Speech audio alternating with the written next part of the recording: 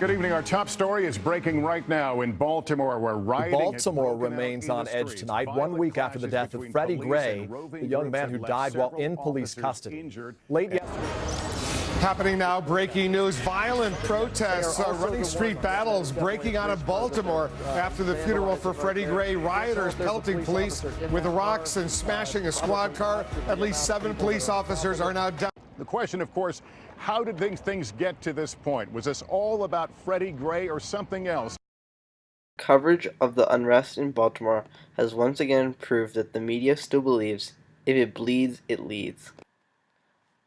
Following the funeral of Freddie Gray, riots broke out and sparked a larger conversation about police behavior and community relations.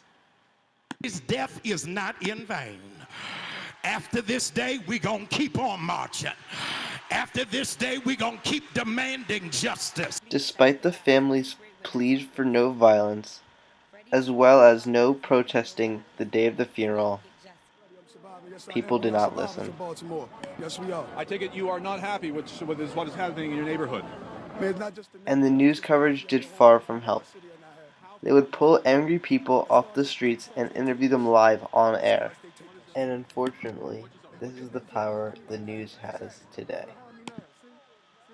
This made City Councilman Nick Mosby furious. You know, all the 95% of the positive rallying that has been occurring here in Baltimore, the national media is going to focus on this. And that's the problem. So what are the... And even when people like City Councilman Nick Mosby discuss the peaceful protests, the news would go back to the violence and looting. Policies, decades old of lack of development for these communities. I mean, it's a lot that pours into it. And these news reporters were making everyone mad.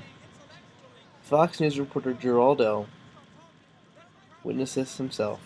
You want to report that we're thugs and we're breaking shit down. You got these two big black dudes protecting you from all these black folks. We're the ones that need protection. Report for us. And when the news portrayed false information, people reacted quickly.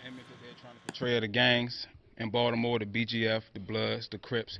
We did not make that truce to harm cops. We did not come together against the cops.